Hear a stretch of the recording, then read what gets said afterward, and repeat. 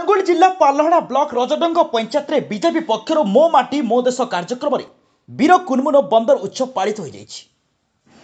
देशर प्रधानमंत्री आह्वान क्रमे गाँव में स्वाधीनता परिवार मान घर को जाई एक कलश में माटी संग्रह कर दिल्ली अमृत वाटिका स्थापन करने सह संग्रामी मानक वीरखमन और बंदन कर कार्यक्रम में खमार मंडल कार्यकारी सदस्य गौरचंद्र प्रधान, पंचायत प्रमुख हितेश कुमार सामल, सत्यनारायण सामल, प्रशांत कुमार किसान, लिटनलाल सामल, सुशांत कुमार सामल, रंजन कुमार सामल और बीजेपी शताधिक कर्मी उपस्थित रही संग्रामी वीरत्वर गाथा गाइबा सहित संग्रामी परिवार मानक सम्मानित करथिले।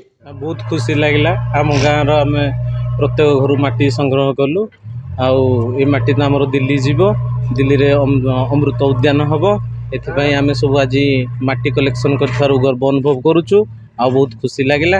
आज ये कार्यक्रम सारा भारत वर्ष रे आरंभ हो सारी।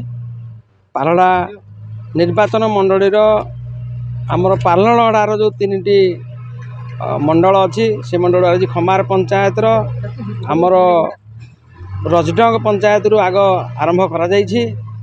ये माटी संग्रह करा जाउछि प्रधानमंत्री आह्वान क्रमे। एथिरे मो देश मो माटीर कार्यक्रम एटा आज प्रधानमंत्री चिंता करिसंती जे प्रत्येक गाँव प्रत्येक शहीद परिवार ठारू, प्रत्येक स्वाधीनता संग्रामी ठारू, प्रत्येक गाँवर मंदिर बा ठाकुर बा प्रत्येक घर परिवार ठारू पवित्र माटी काणीचाए चामच लेखा आमे संग्रह करुचु। ए माटी दिल्ली जीव, दिल्ली आमर कर्तव्य पथ सेठी जो अमृत वाटिका तैयारी हब से अमृत वाटिकार माटी सबू एकत्रित करा जीवो।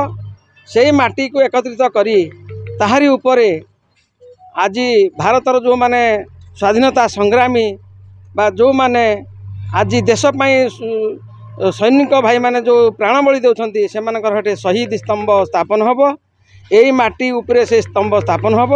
से उद्देश्य रे आज भारत वर्ष जो अमृत बेला पालन करुच्ची, स्वाधीनतार अमृत बेला गोटे जो होती यही बेला भितर यही कार्यक्रम को से करने मन में चिंता करिसेंती। आह्वान क्रम सारा भारत वर्ष रे कार्यक्रम चालू रही। आज अनुगुल पालहड़ पद्मचरण सामल रिपोर्ट, संभव टीवी ओडिया।